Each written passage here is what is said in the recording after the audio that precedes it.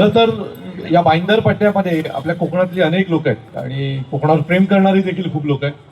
So काही दिवसापूर्वी आमचे अनिल रानवडे साहेब माझ्याकडे आले आणि मला म्हणाले की असा एक चांगला कार्यक्रम आपल्या कोकणातल्या लोकांसाठी मी घेतोय. मी म्हटलं नक्की घ्या.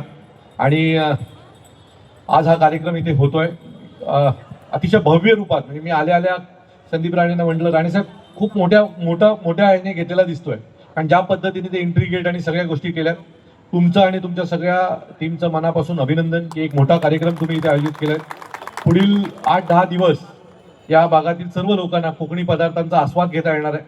तो आज जरी तुम्ही एकटे आला असाल तरी 2-3 दिवसात शनिवार रविवारी जरा कुटुंबाला पण घेऊन या. त्याच्यामुळे सगळ्यांना एकत्र येऊन आपल्याला इथे आनंद साजरा करण्यासारखी जागा आहे. इथे आता पुढील 8 दिवस विविध कार्यक्रम देखील होतील. एकाच दिवशी सन्माननीय अमित साहेबांची देखील इथे भेट होईल. पक्षाचे विविध नेते भेट देतील, विविध कलाकार भेट देतील. तर मला असं वाटतं की एक उत्तम काम करणारा माणूस आहे अनिल रानवडे, आणि तो नेहमीच मागील कोविडपासून त्यांना पाहतोय. ते नेहमीच तुमच्या सगळ्यांच्या सोबत उभे राहतात.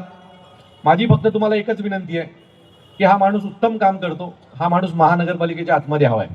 तो येणाऱ्या निवडणुकीला या माणसाच्या पाठी तुम्ही सगळेच जण खंबीर उभे राहा. पक्ष म्हणून आम्ही देखील त्यांच्यासोबत उभे असू.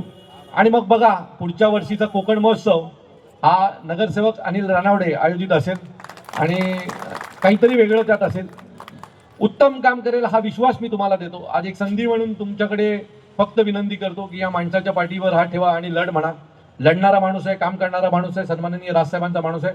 त्याच्याकडनं काम करून घ्यायची जबाबदारी आमच्या सगळ्यांची. त्याच्या पाठीशी आमचे शहर अध्यक्ष संदीप राणे हे खंबीर उभे आहेत. सचिन पोपळेंची त्यांना साथ आहे. सगळीच आमची टीम ही त्यांच्या सोबत आहे. तुम्हाला सगळ्यांना शुभेच्छा देतो. अनिलजी तुमच्या सगळ्या टीमला मनापासून शुभेच्छा. असं